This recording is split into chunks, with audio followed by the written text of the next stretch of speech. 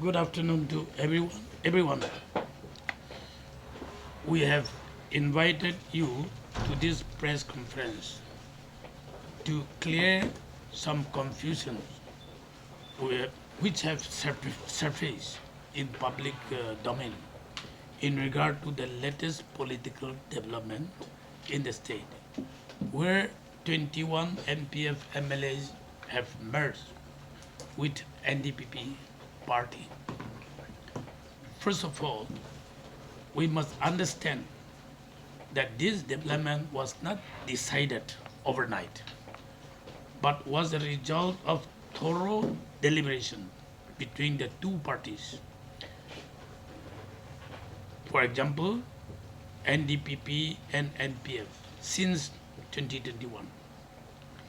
If you recall, since the day the NPF walked out of the Joint Legislature Forum on Naga political issue and formed the Political Affairs Mission PAM in the year 2019. Collective efforts have been made to facilitate in resolving the Naga political issue.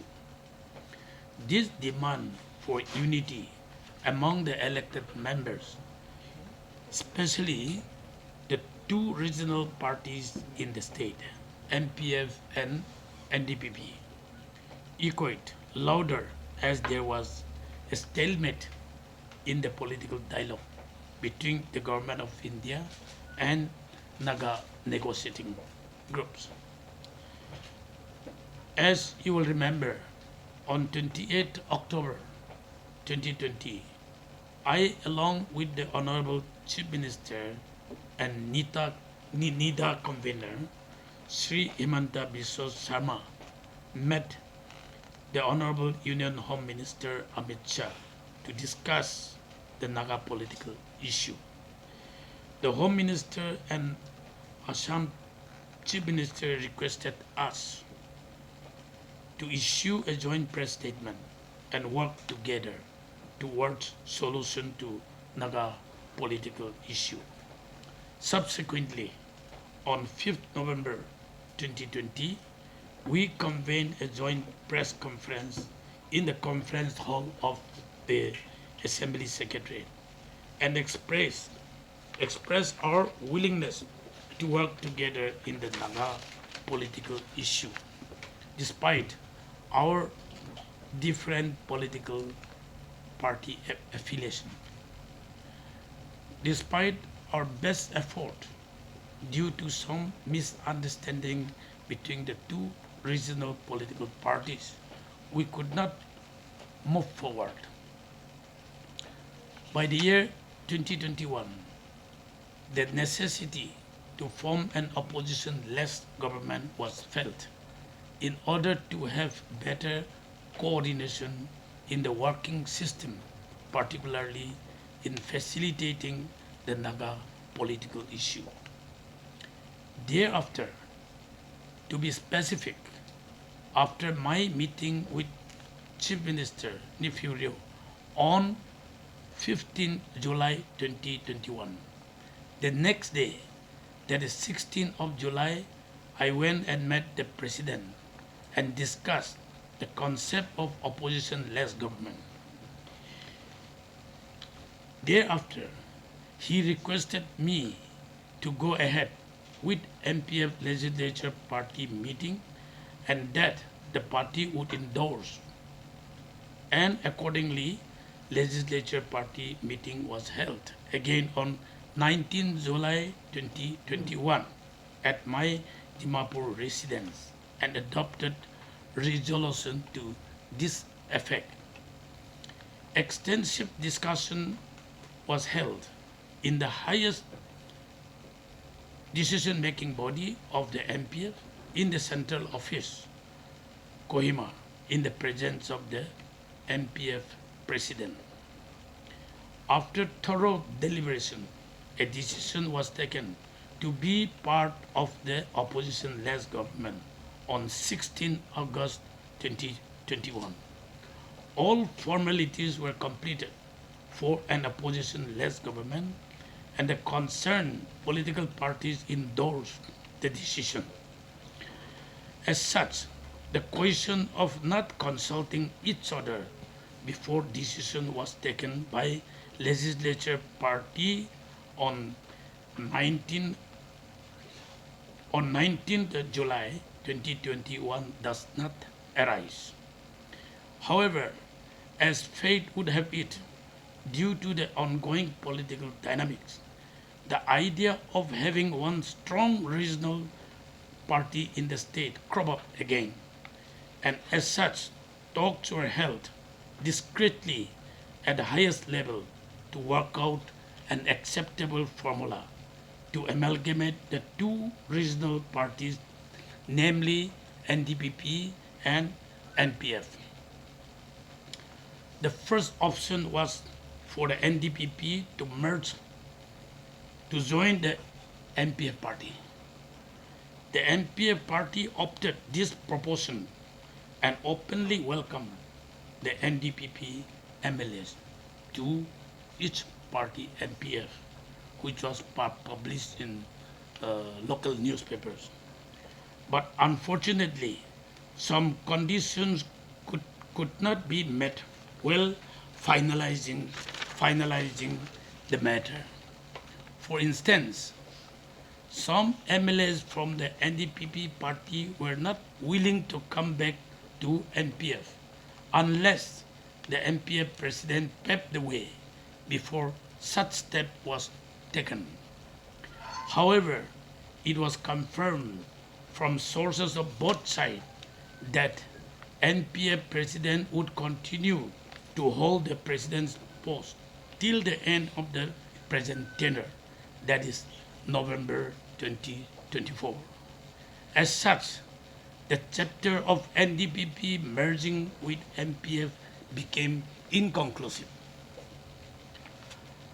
The second option of NPF MLA to join the NDPP was explored to strengthen the hands of the Honorable Chief Minister and bring stability in the government, and to take the Naga issue forward.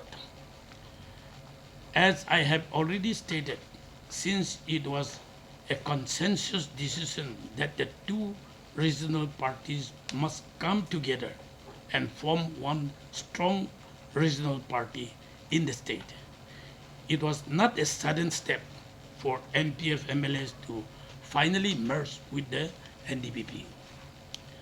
The NPF president was also well aware of the developments, and he had even mentioned in his recent press interview that it did not come as a surprise to him too. The decision of 21 MLAs was consciously decided according to the law of the land. To be more precise, I want to cite a change in the 10th schedule that had taken place constitutionally.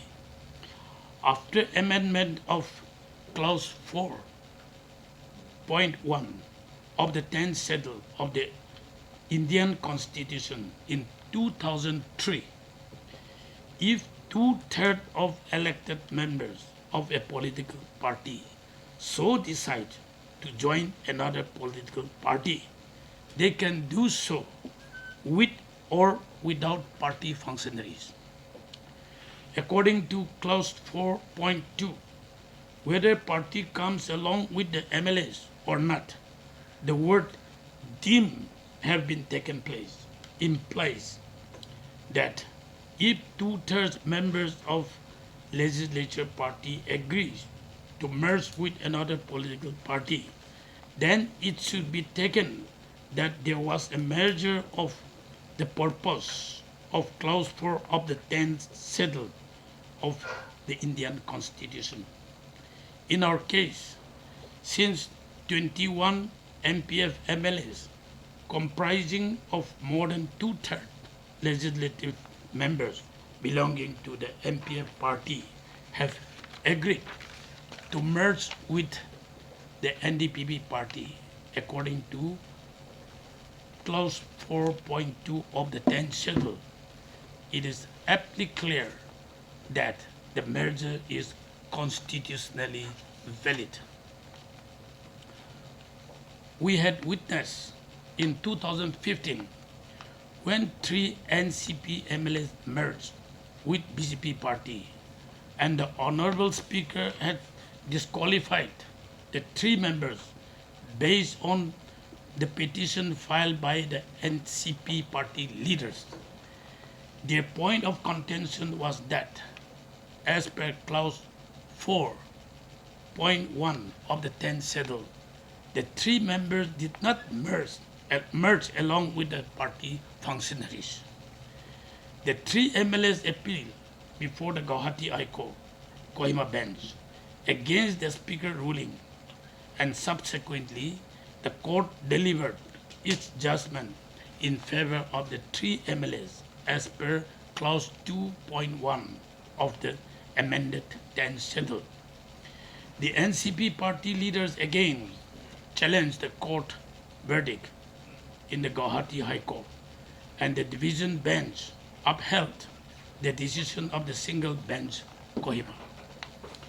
Nowhere in the country merger taken place with two-thirds MLAs were disqualified so far. As such, party leaders or MLAs should update themselves with the law of the land before expressing their own views out of ignorance of the law, which may mislead the general public. Whether one like it or not, the merger of 21 MPF MLAs with NDPP is legally correct, and it should be treated as merger and not otherwise, as expressed by some leaders. Here, I want to clarify before the Naga people that whatever we have done is according to the law of the land. And there are some MLAs or party leaders who do not understand the amended law of this Indian constitution.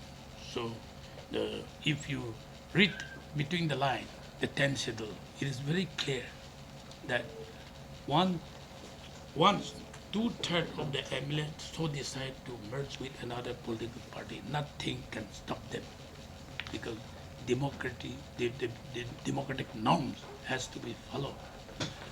When this NCP 3 MLAs case was heard in the Kohima division bench, the BJP advocate from Haryana, Satyapal Reddy, came, and in his argument, it is very clearly mentioned in the judgment that the concept of this 10th schedule before amendment was one-third can cause split and form another party and merge into another party.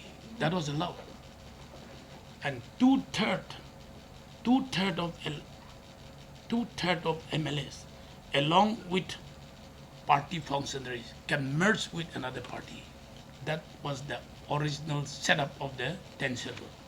But after 2003 amendment, that as per clause 4.2, as I have mentioned, that along with political parties has been omitted, and the word deemed to have taken place, because the advocate of that BJP argued that a candidate is given ticket by the party and a candidate is voted by the party, so elected member carry the mandate of the party. So there is no necessity that party functionaries should come again along with the elected member. That was the argument in the court, and the judge upheld that argument. So I want to make it very clear on the position that 21 MLAs has taken, merging with NDPP party. If you have any specific question to ask, you can ask. Or if you are satisfied, let us. Sir, the NPF party have asked you and the Mr. Y.M. Yolo to vacate their seat as the seat belongs to the NPF party, as that was the arrangement made during the UDA coalition. So they have said that that the two seats belongs to the party. So will you approve to that? Will you vacate your chair along with your minister? No. NPF party never demand to appoint Yellow as cabinet minister. But it was the decision of the chief minister that he should include one of the NPF MLAs in the ministry. That was the prerogative power of the chief minister. So he inducted Yellow. And that was not the decision of the NPF party, or that was not the decision of the NPF legislature party. In regard to this chairman UDA, MPF alone cannot decide. This depends on the decision of the three coalition partners, including two independents. Because this UDA chairman is not appointed post. 60 member has to elect this UDA chairman. So when we elect this UDA chairman, from NDPP, Mr. Kaito, I propose my name to be the chairman of UDA, seconded by the independent MLA Tongpang. So all the 60 members agreed, and they have raised their hand. So it is not the decision of MPF political party. So today, if any changes to take place or anyone to replace UDA chairman, then it will be decided by 60 members, not by NPF alone. I hope you're clear. So you're saying that you will not be vacating your seat, I mean like especially of the minister YM Yolo, because that seat, as you have said that the CM, that one NPF MLA should be inducted. Yeah, unless Chief Minister asks OMLO to resign, he cannot do that. From outside, anybody can say anything, but that is not their power. It is appointing minister is the prerogative power of the Chief Minister.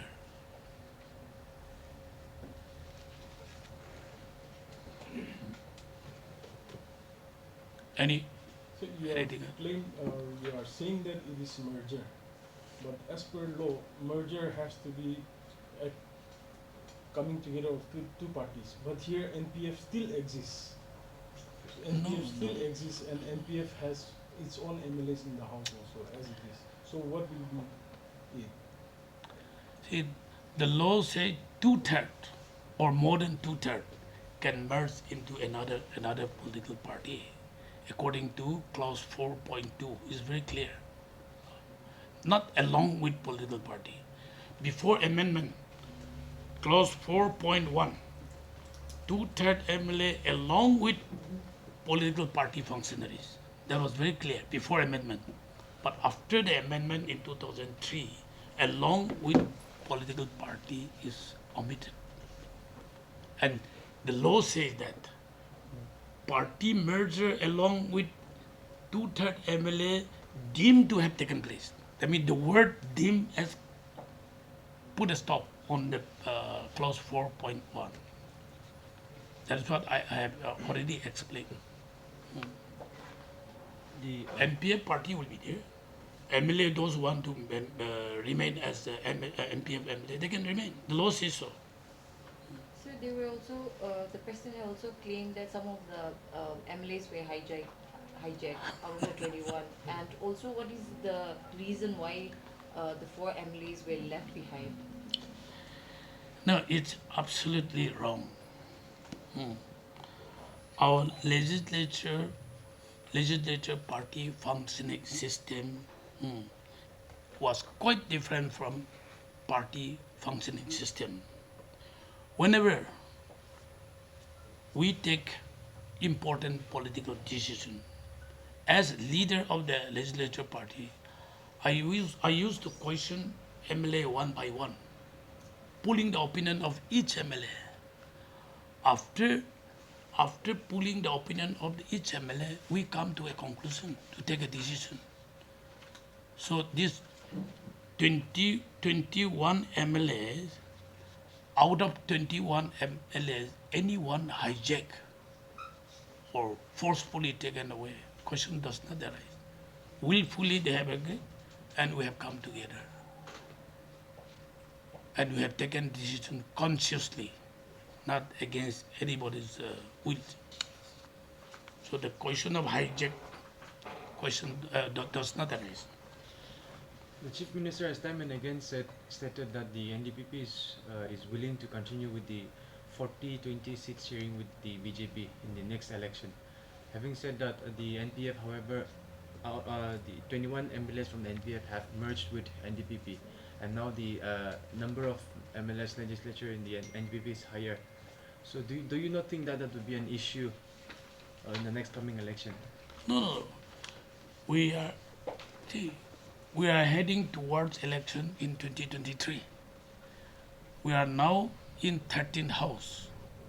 So for 2023 election, with this new dispensation, decision can take place.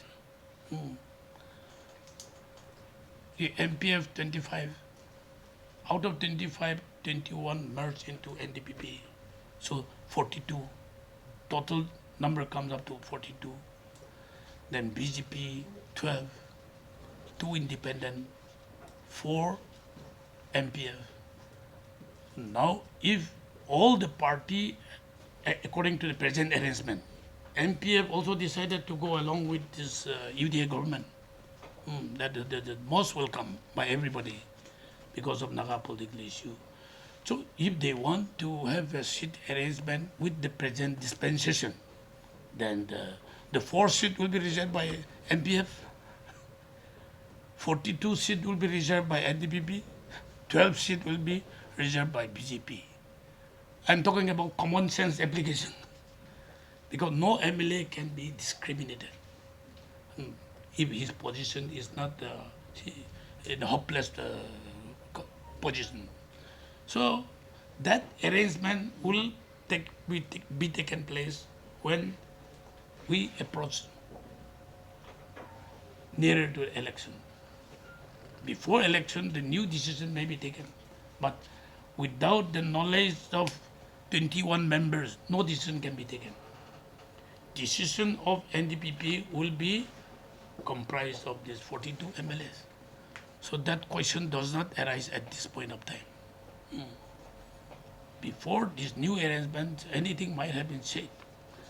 BJP also, they said sometimes 60 seats they'll contest, sometimes the previous arrangement will continue, but nothing has been decided so far across the table by three political parties.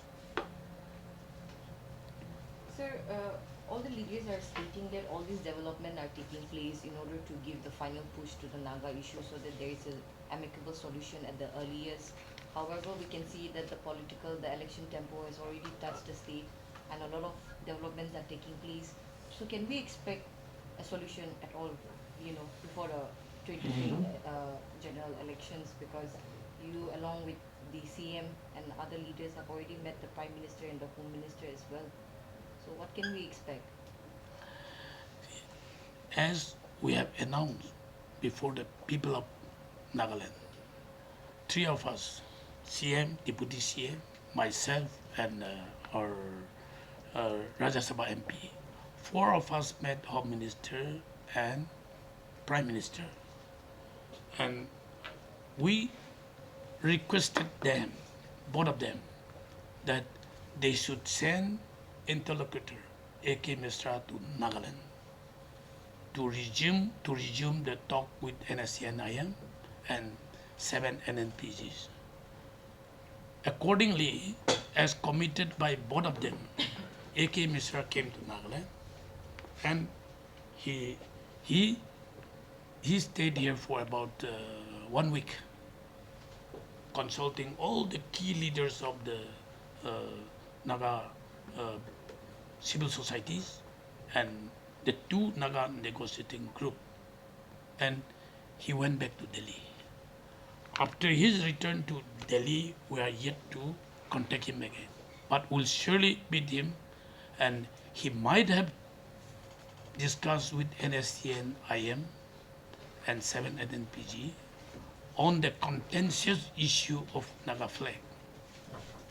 And after we meet AK Mistra, we are surely going to question him the outcome of his discussion with NSCN IM. And he told me personally that he will call NSCN IM again to Delhi, or he'll come back here for giving a final touch. So we are hoping that something amicable settlement will come up with a compromise formula, because we have clearly told them that the compromise formula has to come from Delhi, not from Nagaland. And many people misunderstood our perception. We are not negotiator. We don't participate in negotiation. We are only facilitating both the parties, that is Government of India and Naga negotiating group, pushing them forward to come together and come to a conclusion. That is our request, and that is our mission, and we'll continue to do that. But some people misunderstood our mission that we are negotiating with Government of India. That is totally wrong.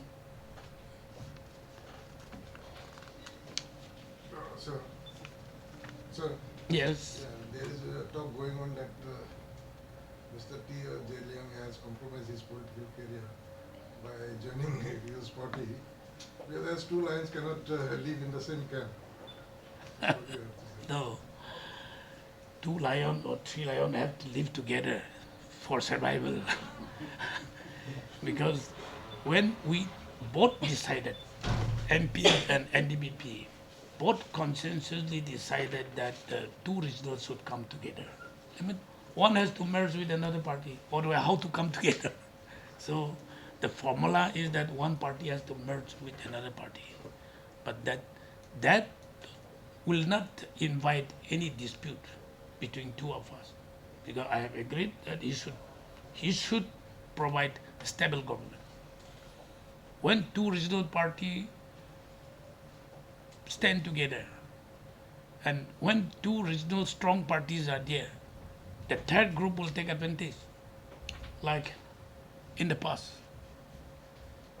BJP people came to me, they asked for 15 seat sharing, and NDPP offered 20, so they went with NDPP, like that. So we should not give room for undue advantage to be taken by the third party. So if 2 strong regional parties come together, it protects every one of us. That is the concept, and not to dispute the leadership. You mean to say that you should not give advantage to BJP? BJP or Congress or any national party coming in between will take advantage. I'm not particularly mentioning BJP, but any third party coming in, it may be Congress also, any other political party.